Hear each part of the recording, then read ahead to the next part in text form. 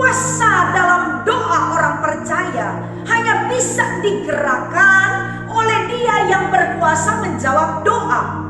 Sekali lagi, kuasa dalam doa orang percaya hanya bisa digerakkan oleh Dia yang berkuasa menjawab doa.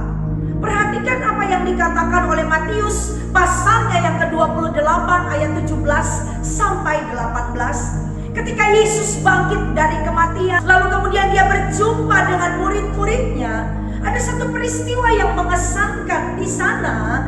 Karena ternyata ketika Yesus berjumpa dengan murid-muridnya, ada yang langsung menyembah Dia, mengakui bahwa inilah Tuhan karena Dia bangkit dari kematian.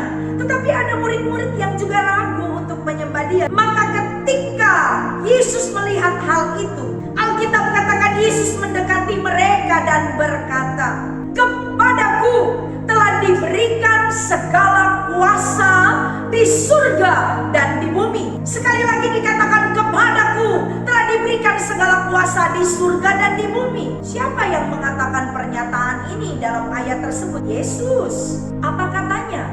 Kuasa di surga dan di bumi sudah diserahkan kepadanya.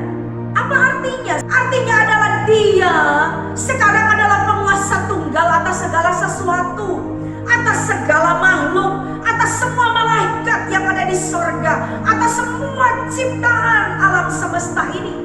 Gerak-gerik segala sesuatu ada dalam pengawasannya.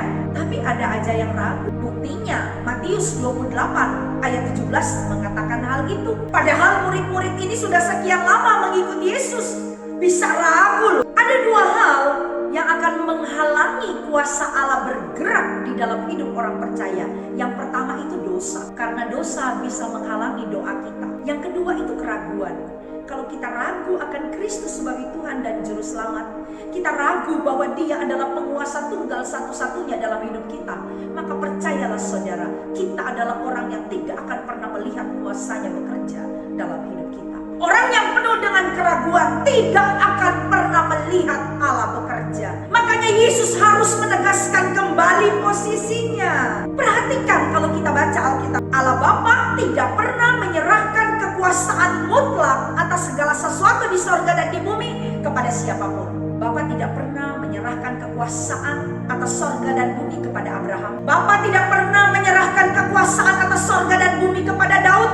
Tidak juga kepada Elia, tidak kepada Petrus, tidak kepada Paulus, tidak kepada siapapun kecuali kepada putranya yang tunggal, Yesus Kristus. Apa artinya bagi kita? Artinya tidak ada sesuatu pun yang terjadi di sorga dan di bumi yang berada di luar kendali Kristus. Dia punya kuasa mengangkat orang, Dia punya kuasa menurunkan orang, Dia punya kuasa memberi kepada seseorang, tapi juga Dia punya kuasa mengambil apa yang Dia mau dari seseorang.